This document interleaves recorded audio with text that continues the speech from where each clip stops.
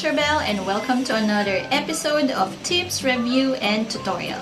If you are new to my channel, please do subscribe and hit the bell all so you'll get notified every time I upload videos on app reviews, tech tutorials, teaching tips, and reading readiness.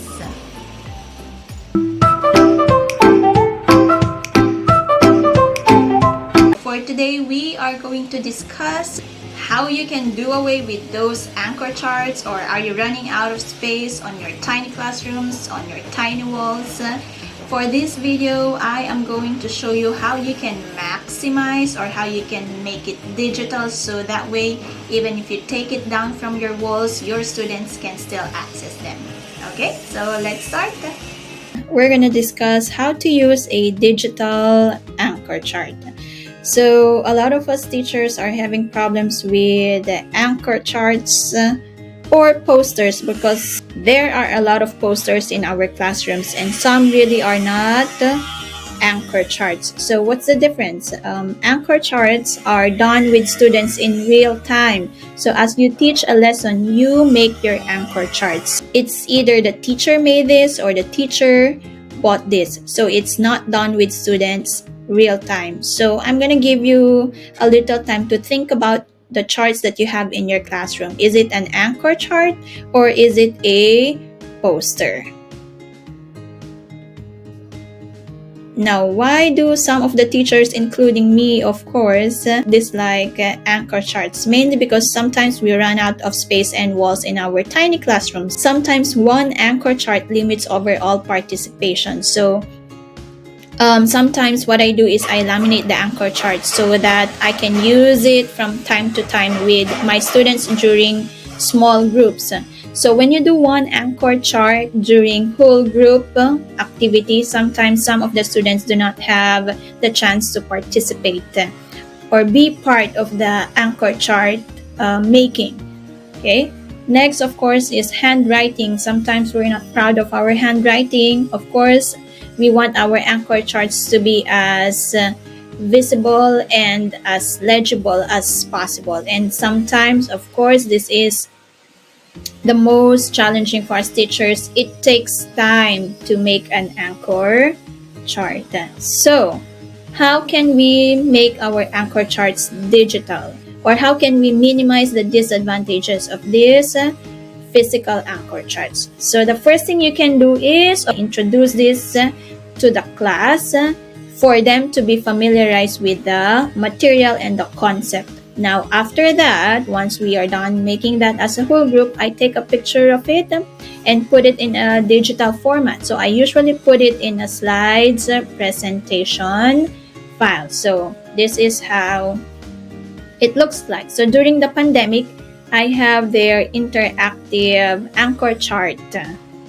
Okay, so this is where we compile all our anchor charts, and I just give them the link. So going back, so I take a picture of it and put it on the Google slide. Now I cover some of the important information because the following day we're gonna review it as a class again, but this time they have their individual anchor chart. So how did I cover those important information?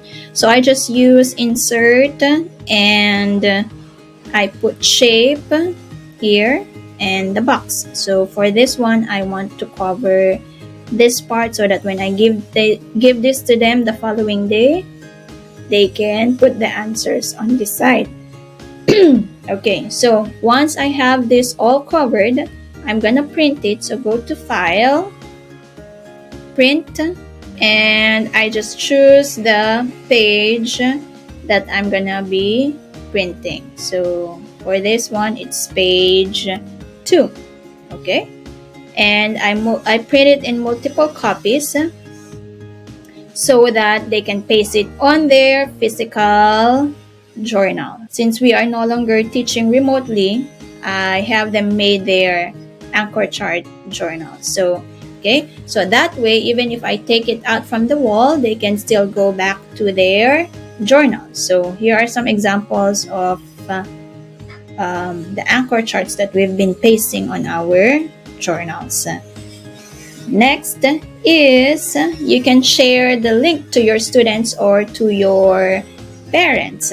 So for parents, I usually generate a QR code. So if you go to Google Chrome, you can just search QR code generator. Now this one is the qr-code-generator.com. So what you need to do is to just go back to your slides, click share, make sure that the setting is set to viewer so that they won't make edits, and then just copy the link. Done. Go to your QR generator and then just paste the link, and then it will generate the code. So for me, instead of downloading, I just screenshot it. Okay, and I put it on a paper, give it to the parents so that they can have access to it. Now for my students, since some of our students do not have phones to read the QR codes, I just share the link to their emails or Canvas or any platform that you use. It might be Google Classroom. Yes, so that's how I generate my digital anchor charts.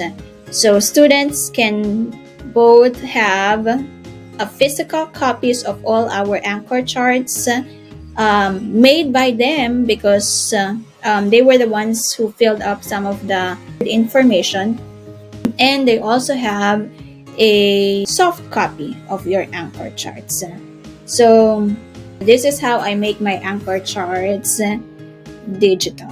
Okay, so if you find this helpful, or if you have any other information that you can share, please do comment below so that we can all learn from each other. And thank you very much for watching. Please don't forget to subscribe. Thank you so much and have a great day. Bye.